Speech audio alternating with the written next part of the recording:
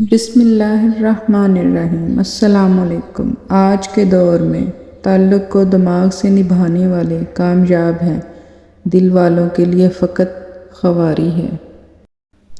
اے خدا کوئی ایسا معجزہ کر دے، خود کو میرا مجھے بس اپنا کر دے، گمراہ نہ ہو جاؤں دنیا کے شور میں، اپنی خاموشیوں میں مجھ کو مبتلا کر دے۔ ہماری زندگی وقت ہی ہے، ہمارے پاس بڑا وقت ہے، لیکن ہمارے پاس کوئی وقت نہیں۔ منافق اس انسان کو کہتے ہیں جو مومنوں اور کافروں میں بیک وقت مقبول ہونا چاہے۔ زندگی صرف خود کے لیے نہیں گزاری جا سکتی، اس میں سے حصہ نکالنا پڑتا ہے حقوق العباد کے لیے، تاکہ روز محشر جب اللہ پوچھے گا بتاؤ میرے بندوں کے لیے کیا کیا، تو ہمارے دامن میں کچھ تو ہو، کچھ نرمی کے بول، تھوڑی ایسی آسانی جو ہم نے کسی کے لیے پیدا کی ہو۔ ضروریات ان کو کہتے ہیں جن کو پورا کیے بغیر جینا مشکل ہوتا ہے، اور خواہشات ان کو کہتے ہیں جن کو پورا کرنے کے چکر میں جینا مشکل ہوتا ہے۔ عزت کا ایک قطرہ شہرت کے سمندر سے افضل ہے، کیونکہ مشہور تو ابلیس بھی تھا، لیکن عزت حضرت آدم علیہ السلام کی تھی۔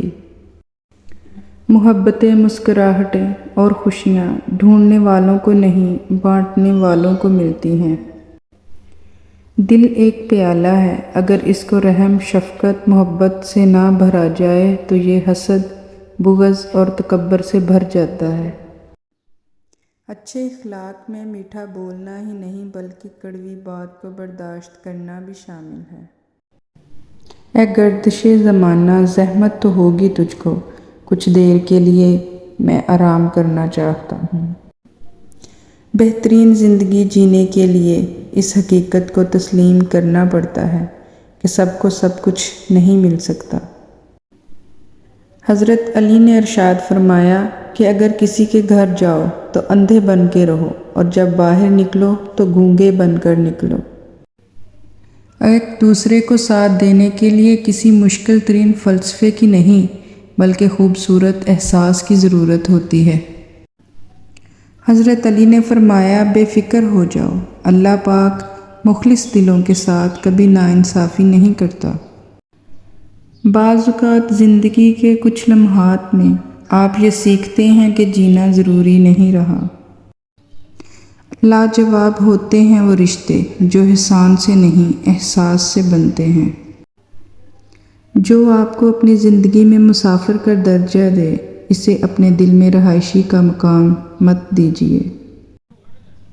اللہ کے خوف سے گرنے والا آنسو بے شک چھوٹا کیوں نہ ہو، لیکن اس میں اتنی طاقت ہوتی ہے کہ وہ سمندر کے برابر گناہ کو مٹا دیتا ہے۔